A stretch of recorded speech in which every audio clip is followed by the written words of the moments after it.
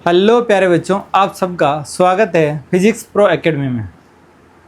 आज अपन लेके आए हैं सेकंड चैप्टर का नेक्स्ट टॉपिक, जो है आवेशों का निकाय या आवेशों के निकाय को बनाने में जो ऊर्जा संचित होगी है उस ऊर्जा के बारे में पढ़ने वाले हैं। तो सबसे पहले अपन पढ़ेंगे आवेशों का निकाय क्या होता है।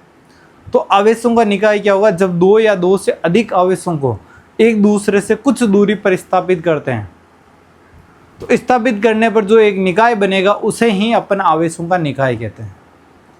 और उसको बनाने के लिए जो हमें कार्य करना पड़ेगा वही कार्य उस निकाय की स्थितिज ऊर्जा के रूप में संचित होगा। तो अपन टॉपिक लिखते हैं आवेशों का निकाय। आवेशों का निकाय होता है क्या चीज, जैसे मेरे पास दो आवेश है ए और बी पर। ए पर प्लस क्यू आवेश स्थित कर दिया Q1, दूसरे पर प्लस क्यू आवेश स्थित कर दिया। इनके बीच की दूरी कुछ भी हो, आर दूरी मान ली, एक दूसरे के विद्युत क्षेत्र के प्रभाव में स्थित है, तो इससे बोलेंगे दो आवेशों का निकाय। इसे क्या बोलेंगे, दो आवेशों का निकाय। यदि तीसरे आवेश को मैं यहाँ पर स्थापित कर दूँ Q3 को इससे कुछ दूरी पर, तो यह बन जाएगा तीन आवेशों का निकाय।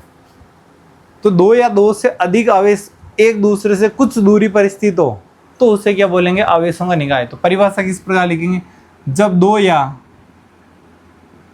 दो से अधिक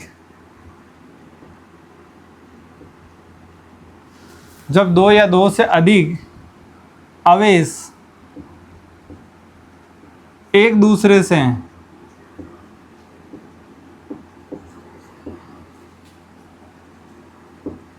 कुछ दूरी पर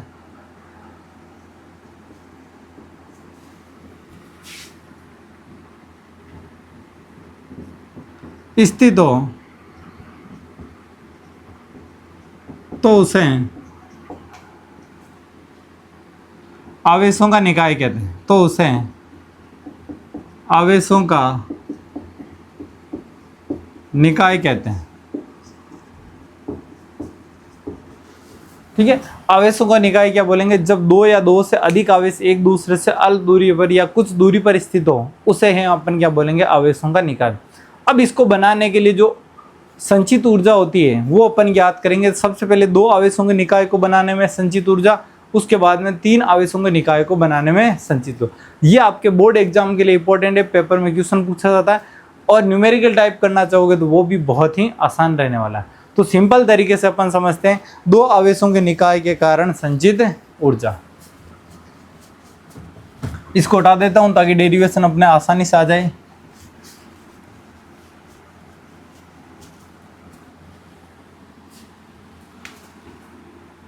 दो आवेशों के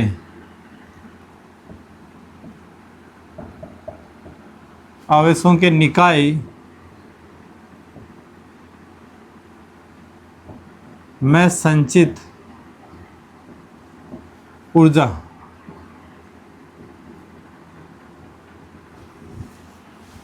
दो आवेशों के निकाय में संचित ऊर्जा, इसको किस प्रकार ज्ञात करेंगे। देखो, दो आवेश प्रारंभ में मैं क्या मानूंगा, अनंत पर। पहले रफली समझा देते हैं, उसके बाद डायग्राम बनाएंगे। दो आवेश मैंने मान लिया Q1 और Q2, दो आवेश है।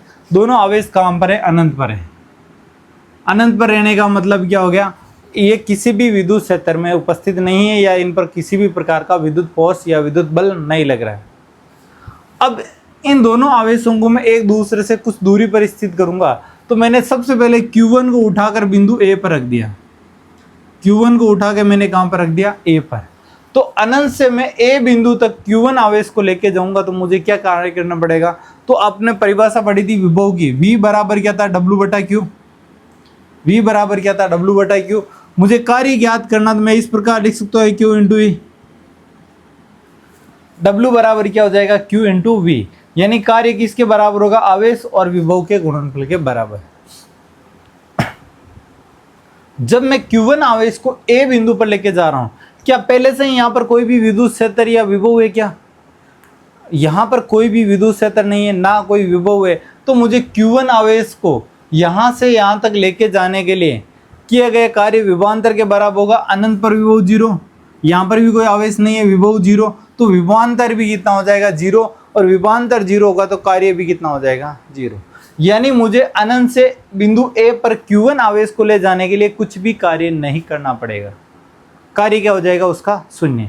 यानी Q1 आवेश को स्थापित करने के लिए जो कार्य लिखूंगा W1 वो कितना हो जाएगा 0। उसके बाद में मैं क्या करूंगा, Q2 आवेश को इससे कुछ दूरी पर, मान लो ये दूरी B R दूरी पर लिख दिया बिंदु B। अब मैं Q2 आवेश को B पर लेके जा रहा हूँ, ठीक है। Q2 आवेश को कहाँ पर लेके जा रहा हूँ, B पर। अब क्या करना पड़ेगा, Q2 आवेश को जैसे ही B पर लेके जाऊंगा तो Q1 क्या करेगा, इस पर प्रतिकर्षण बल लगाएगा। क्या लगाएगा, प्रतिकर्षण बल। और इस प्रतिकर्षण बल के विरुद्ध मुझे लेके जाना पड़ेगा Q2 को। जो Q1 के कारण जो विद्युत क्षेत्र उत्पन्न होगा उसके विरुद्ध में लेके जाऊंगा। जो भी कार्य करूंगा उस Q1 आवेश के कारण जो उत्पन्न विद्युत क्षेत्र है या विभव है उसके विरुद्ध अपन कार्य करें। तो यहाँ पर W2 निकालने का तरीका क्या रहेगा, W2 बराबर क्या हो जाएगा, Q2 इंटू V। V किस बिंदु पर विभव होगा, B पर। यानी अनंत से किसी भी आवेश को विद्युत क्षेत्र के किसी बिंदु पर लाने के लिए किया गया कार्य उस बिंदु का विभव कहलाता है। तो मैं ऐसा लिख सकता हूँ VB बराबर W2 बटा Q2।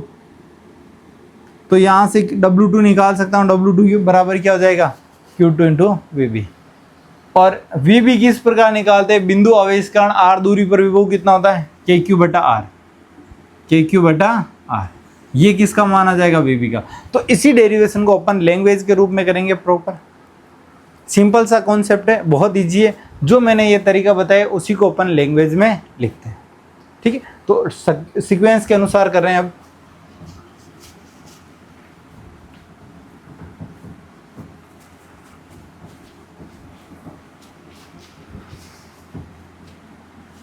तो सबसे पहले क्या लिखेंगे, दो आवेशों का निकाय लिखेंगे। जब दो आवेश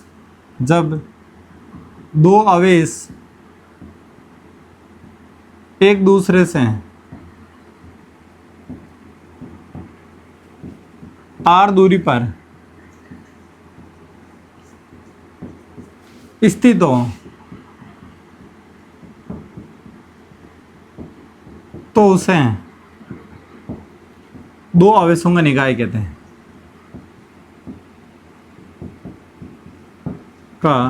निकाय कहते हैं।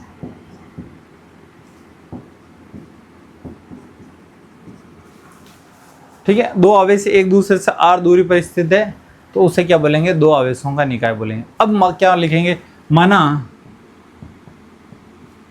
दो आवेश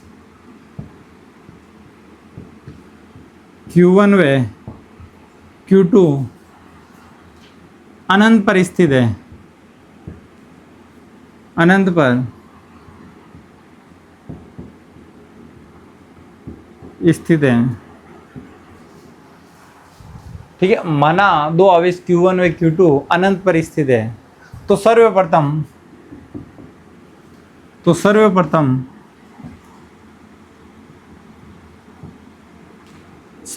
Q1 आवेश को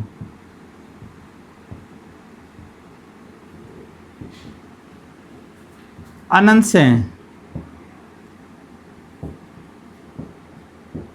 बिंदु A पर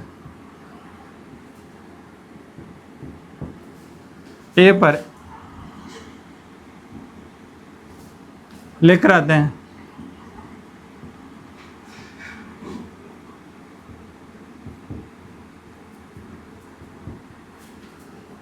आते हैं।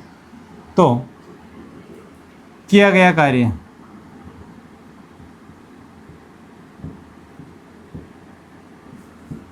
ठीक है, बिंदु A कौन सा मानूंगा, ये वाला बिंदु A मानूंगा। यहाँ पर मैंने Q1 आवेश स्थित कर दिया। यहाँ पर कौन सा आवेश स्थित कर दिया, Q1 आवेश स्थित कर दिया। R दूरी पर अपन क्या स्थित करेंगे, Q2 आवेश।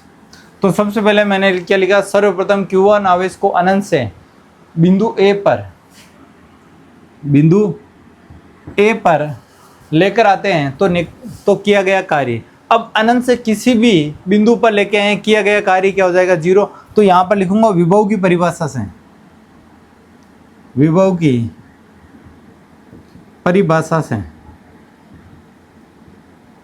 परिभाषा क्या, V बराबर क्या होता है, W बटा Q। V बराबर क्या होता है, W बटा Q। तो यहां से मैं ये लिख सकता हूं क्या, W बराबर क्या हो जाएगा, Q इंटू V। अब A बिंदु पर लेके आ रहे हैं, किस आवेश को लेके आ रहे हैं? Q1 आवेश को लेके आ रहे हैं। तो किया गया कार्य में क्या हो जाएगा? W1 कौन सा आवेश को लेके आ रहा हूँ? Q1 को, और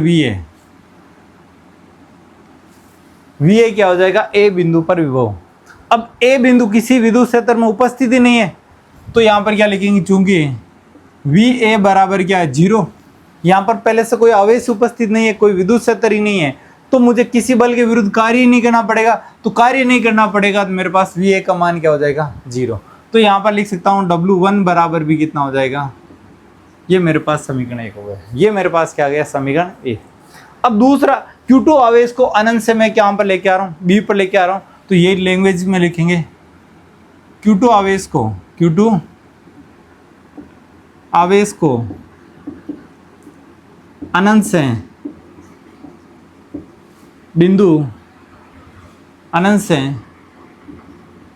बिंदु B पर लेकर आते हैं।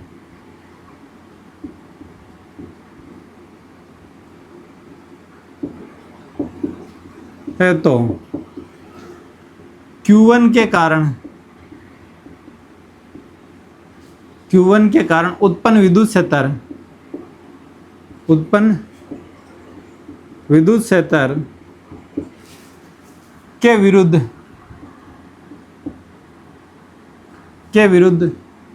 हमें कार्य करना पड़ता है।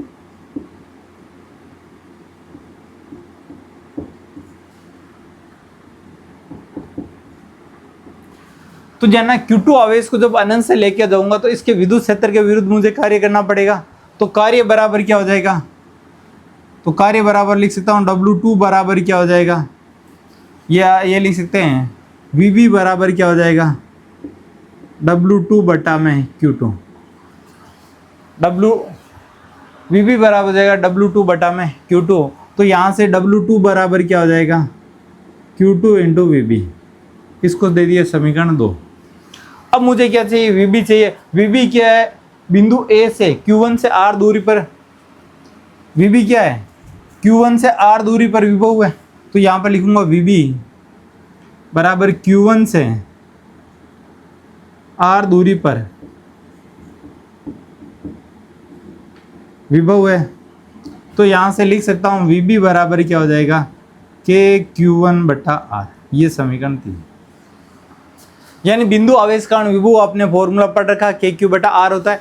तो K तो हो गया कांस्टेंट, Q की जगह किसके कारण उत्पन्न हुआ? Q1 के कारण, तो Q1 हो गया, और R क्या? इन दोनों के बीच की दूरी, तो R लेंगे। अब इस VB का मान उठा के कहाँ पर रखूंगा? यहाँ पर। तो VB का मान रख रहा हूं, तो यहाँ पर W2 बराबर कितना हो जाएगा? Q2 तो एज इट इज रहेगा, यहाँ पर क्या हो जाएगा? KQ1 बटा R। तो यहाँ पर लिखना चाहूँ तो W2 बराबर क्या हो जाएगा? KQ1 Q2 बटा R। और ये मेरे पास समीकरण हो गए 4। तो दोनों आवेशों को लेके आने के लिए टोटल कार्य निकालेंगे। तो कुल कार्य क्या हो जाएगा? कुल कार्य होता है W बराबर W1 प्लस W2। W1 बराबर क्या है? 0। तो कार्य बराबर क्या हो जाएगा? KQ1 Q2 बटा R। ये समीकरण 5। यही कार्य निकाय की स्थितिज ऊर्जा के रूप में संचित होता है। निकाय की स्थितिज ऊर्जा के रूप में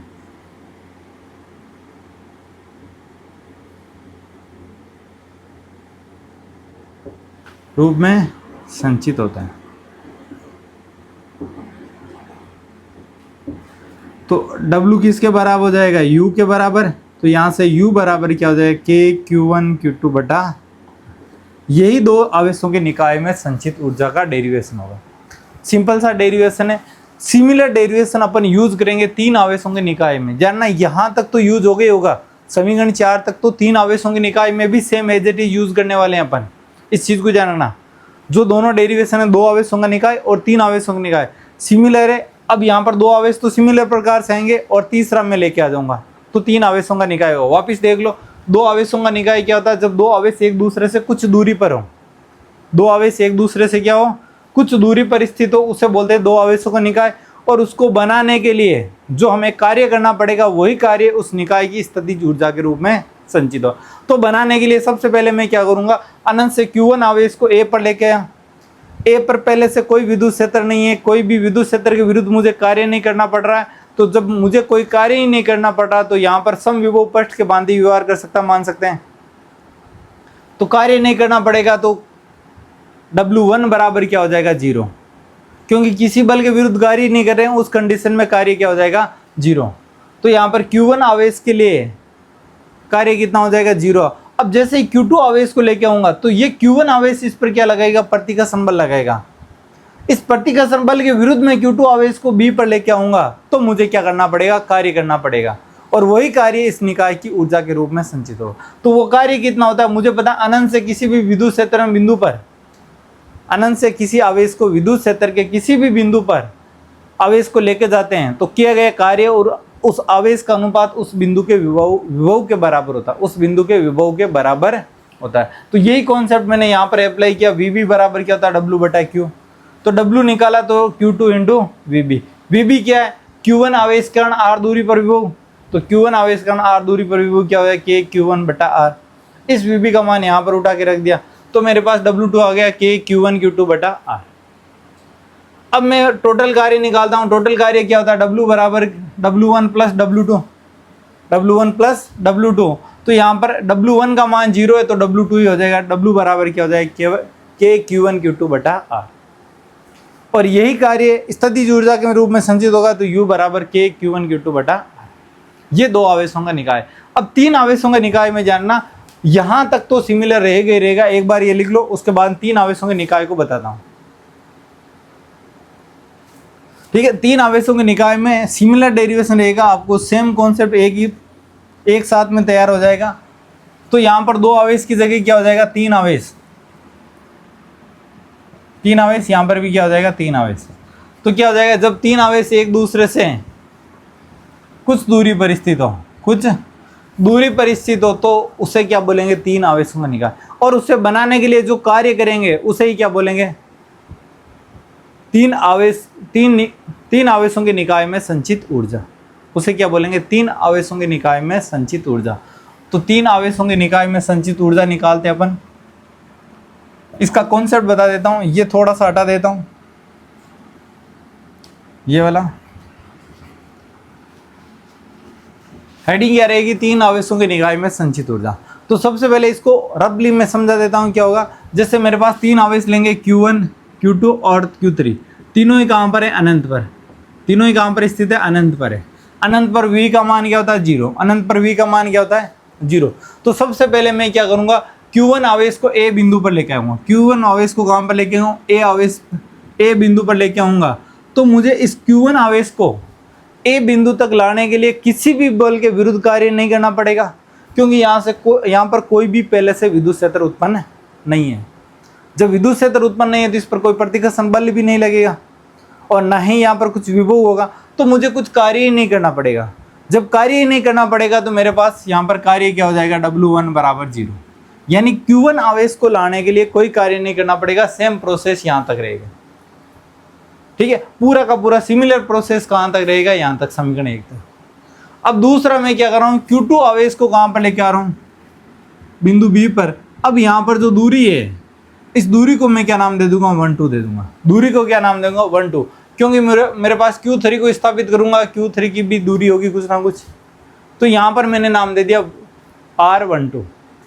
अब जानना, मैं इस Q2 आवेश को इस B बिंदु पर लेके जाऊं तो मुझे कुछ ना कुछ कार्य करना पड़ेगा। क्यों करना पड़ेगा, क्योंकि इसका विद्युत क्षेत्र पहले से उपस्थित है। इस विद्युत क्षेत्र के विरुद्ध में कार्य कर रहा हूँ, इस विद्युत क्षेत्र के मैं विरुद्ध कार्य कर रहा हूँ, तो मुझे कुछ ना कुछ कार्य करना पड़ेगा।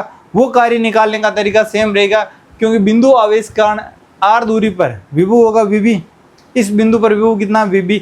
अब अनंत से किसी भी बिंदु पर लेके आ रहा हूँ तो किया गया कार्य और उस आवेश का अनुपात उस बिंदु के विभव के बराबर होगा। तो मैं यहाँ पर लिखूंगा क्या हो जाएगा, VB बराबर W2/Q2।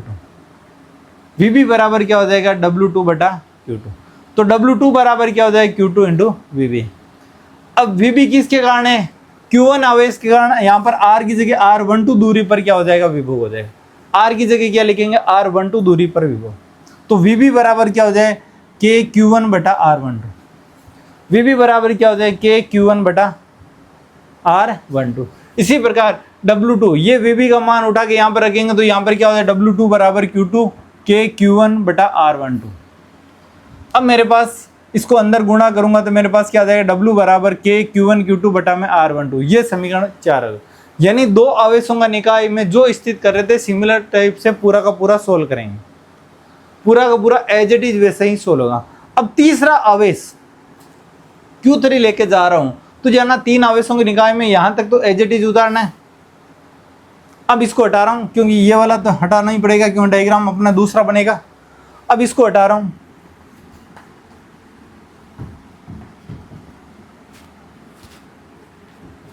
अब ध्यान से देखो तीसरा आवेश मैं कहां पर स्थित कर दूं, बिंदु सी पर।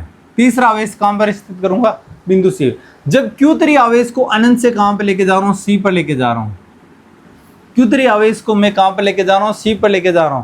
क्या मुझे किसी विद्युत क्षेत्र के विरुद्ध कार्य करना पड़ेगा, तो आपका जवाब आएगा हाँ। कौन सा, Q1 आवेश के कारण भी यहाँ पर कुछ ना कुछ विद्युत क्षेत्र है और Q2 आवेश के कारण भी कुछ ना कुछ विद्युत क्षेत्र है। यानी इन दोनों के विद्युत क्षेत्र के विरुद्ध में कार्य करके क्या लेके आऊंगा, Q3 को। तो वो कार्य किसके बराबर होगा, कार्य और इस आवेश का अनुपात बिंदु सी के विभव के बराबर होगा।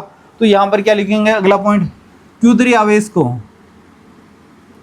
आवेश को अनंत से बिंदु सी पर लाने के लिए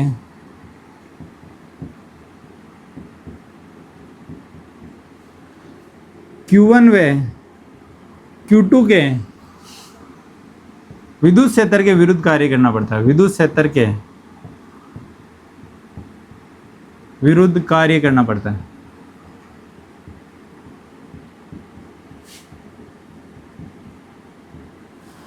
यानी Q3 को लेके आऊंगा तो Q1 और Q2 जो दोनों का विद्युत क्षेत्र है इसके विरुद्ध कार्य करूंगा और कार्य किसके बराबर हो जाएगा, तो कार्य बराबर होगा जानना VC बराबर क्या हो जाएगा, W3 बटा Q3। यानी अनंत से आवेश को लेके आ रहा हूं तो वो क्या गया, कार्य बटा उस आवेश का अनुपात उस बिंदु का क्या कहलाएगा, विभव। और VC क्या होता है, जहां VC हो जाएगा V dash A plus V dash B। अब डैश क्यों कर रहा हूं, क्यों VA मैंने इसके कारण मान लिया। अब Q1 आवेश के कारण यहां पर जो विभव होगा V डैश A मान लिया, Q2 आवेश के कारण यहां पर जो विभव होगा उसको V डैश B मान लिया। और ये दूरी मैं मान लेता हूं क्रम से, ये वाले उनके बीच की दूरी है R13 और इनके बीच की दूरी है R23। अब V डैश A किसके कारण है, Q1 आवेश के कारण R13 दूरी पर विभव हो जाएगा। इसी प्रकार V डैश B क्या हो जाएगा, Q2 आवेश के कारण R23, यहाँ पर क्या हो जाएगा R23 दूरी पर क्या हो जाएगा, विभव हो जाएगा। तो V डैश A का मान कितना हो जाएगा, V डैश के Q1 बटा R13 और V डैश B बराबर क्या हो जाएगा, के Q2 बटा में R23।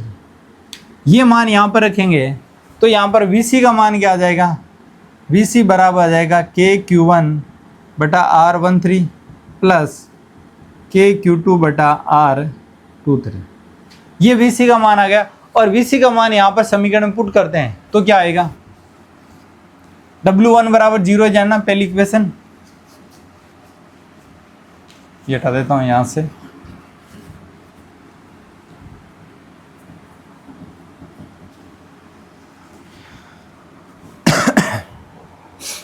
तो W3 बराबर क्या आ जाएगा, W3 बराबर Q3 इंटू VC। VC का मान उठा के यहाँ पर रखोगे, W3 बराबर Q3 इंटू में क्या हो जाएगा, के Q1 बटा R13 प्लस के Q2 बटा R23। अब Q3 को अंदर गुणा करेंगे तो W3 बराबर क्या हो जाएगा, के Q1 Q3 बटा R13 प्लस के Q2 Q3 बटा में R23। ये मेरे पास आ गया समीकरण 5। ये मेरे पास क्या आ गया, समीकरण 5 आ गया। अब इस समीकरण 5 आ गया मेरे पास Q1 W1 था 0, समीकरण 1 W2 के Q1 Q2 बटा R12 और Q3 क्या हो जाएगा, के Q1 Q3 बटा R13 प्लस के Q2 Q3 बटा R23। अब अपन निकालेंगे टोटल कार्य, यानी 3 आवेश स्थापित कर दिए एक दूसरे से कुछ दूरी पर। इन सभी आवेशों को स्थापित करने के लिए जो कुल कार्य होगा वही इस आवेश की स्थितिज ऊर्जा होगी। तो कुल कार्य क्या हो जाएगा, कुल कार्य निकालेंगे तो W बराबर क्या हो जाएगा, W1 plus W2 plus W3। W1 का मान कितना है 0, W2 का मान K Q1 Q2 बटा R12 plus K Q1 Q3 बटा R13 plus K Q2 Q3 बटा R23। ये मेरे पास क्या आ जाएगा टोटल। अब 0 है तो लिखने की आवश्यकता नहीं है यहाँ पर, तो मेरे पास टोटल कार्य कौन सा आ जाएगा ये, यानी इस 3 आवेशों का निकाय को बनाने के लिए जो कुल कार्य होगा वो कितना हो जाएगा, K Q1 Q2 बटा R12 प्लस में K Q1 Q3 बटा R13 प्लस में K Q2 Q3 बटा R23। यही क्या हो जाएगा, यही कार्य निकाय की स्थितिज ऊर्जा के रूप में संचित होगा। निकाय की स्थितिज ऊर्जा के रूप में, निकाय की स्थितिज ऊर्जा के रूप में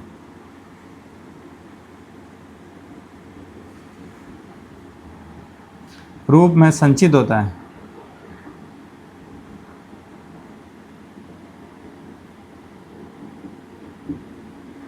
तो यहाँ W किसके बराबर, U के बराबर, तो K Q1 Q2 बटा R12 plus K Q2 Q1 Q3 बटा R13 plus K Q2 Q3 बटा R23। तो जो है ना 2 आवेशों का निकाय हो चाहे 3 आवेशों का निकाय हो, सिमिलर रहने वाला है। 2 आवेशों का निकाय में डेरिवेशन छोटा हो जाएगा, 3 आवेशों में तीसरे आवेश को और स्थापित करेंगे तो कार्य निकालेंगे। और आवेश जानना, यहाँ पर करने का तरीका बहुत ही सिंपल रखना है, आपको आसानी से करना है, ज़्यादा कन्फ्यूजन नहीं करना है। जैसा आपने किया वैसा वैसा आप बोर्ड एग्जाम में कर दोगे तो नंबर पूरे में से पूरे मिलेंगे। अब जान रहे हैं यहाँ पर आपको 4 आवेशों का निकाय दे दे, 5 आवेशों का निकाय दे दे, सीधा उसका आंसर किस प्रकार निकाल सकते हैं कॉम्पिटिटिव एग्जाम के लिए। तो 3 आवेश थे, ठीक है, एक बार ये हटा देता हूँ पूरा। जैसे 3 आवेश थे Q1 Q2 और Q3, उसके लिए जो स्थितिज ऊर्जा आई थी वो क्या आई थी, तो 3 आवेश है Q1 Q2 और Q3।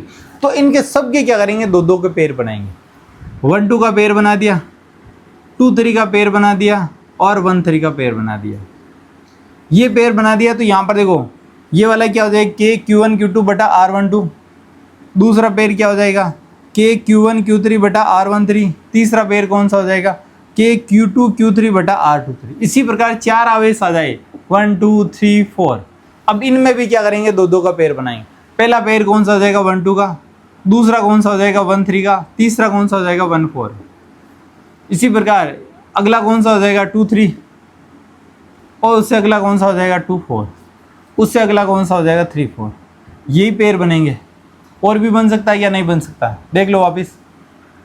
इसको 2-1 या 1-2 एक ही बात है, जाना, ऐसा पेयर मत बनाना 2-1 बन गया, एक ये बना दिया एक ये नहीं होगा, ठीक है। एक ही पेयर होना चाहिए, नंबर आगे पीछे हो सकते हैं, कोई प्रभाव नहीं पड़ेगा। तो यहाँ पर जो होगा तो क्या हो जाएगा, K Q1 Q2 बटा R12, K Q1 Q3 बटा R13, K Q1 Q4 बटा में R14, K Q2 Q3 बटा R23, K Q2 Q4 बटा R24, K Q3 Q4 बटा में R34। इस प्रकार अपन इसको पेयर बना के स्थितिज ऊर्जा ज्ञात कर सकते हैं, आसानी से कर सकते हैं, बहुत ही सिंपल तरीके से। वीडियो को अच्छे से देखते रहना, ज़्यादा से ज़्यादा शेयर करना है। और जानना, आपके जो छोटे भाई बहन हैं 9th क्लास और 10th क्लास में पढ़ रहे हैं, तो उनके जो साइंस के 4 चैप्टर आते हैं फिजिक्स के, वो अपन जो समर वेकेशन होने वाले इस बार, उसमें लाइव चलाने वाले, पूरे नोट्स बोर्ड पर ही बनवाऊंगा उन बच्चों के लिए। तो अच्छे से उनको भी बोलें वीडियो को सब्सक्राइब करें, शेयर करें ज़्यादा से ज़्यादा, और ज़्यादा से ज़्यादा बच्चे जुड़ें, ताकि उन छोटे बच्चों के लिए भी कुछ अच्छा कंटेंट तैयार हो सकता है, उनका स्कोर ज़्यादा से ज़्यादा बेटर किया जा सकता है। तो वीडियो को ज़्यादा से ज़्यादा शेयर करें, चाहे आपका भाई या बहन 9th क्लास में पढ़ रहा है, 10th क्लास में पढ़ रहा है, 11th में पढ़ रहा है, 12th में पढ़ रहा है, और इन फ्यूचर अपन BSc की भी क्लासें लेके आने वाले हैं। तो अभी के लिए आपको इतना सा देखना है। वीडियो अच्छा लगे तो लाइक शेयर और कमेंट ज़रूर करें, वीडियो को ज़्यादा से ज़्यादा शेयर और कमेंट ज़रूर करें। और वीडियो देखते हो तो लाइक भी जरूर किया करो। तो अगला जो टॉपिक रहेगा, ये अपना छोटा सा टॉपिक हो गया आवेशों का निकाय, 2 आवेशों का निकाय और 3 आवेश। यदि 4 आवेश 5 आवेश आ जाए तो करने का तरीका यही रहेगा, आसानी से अपन कर सकते हैं। जो अगला टॉपिक है वो है किसी भी विद्युत द्विध्रुव को विद्युत क्षेत्र में घुमाने के लिए किया गया कार्य, या फिर किसी भी विद्युत द्विध्रुव को एक समान विद्युत क्षेत्र में स्थापित करके उसको घुमाने के लिए जो कार्य करेंगे वो कार्य किसके रूप में संचित होगा, उस विद्युत द्विध्रुव की स्थितिज ऊर्जा के रूप में संचित होगा। वही अपन ज्ञात करेंगे।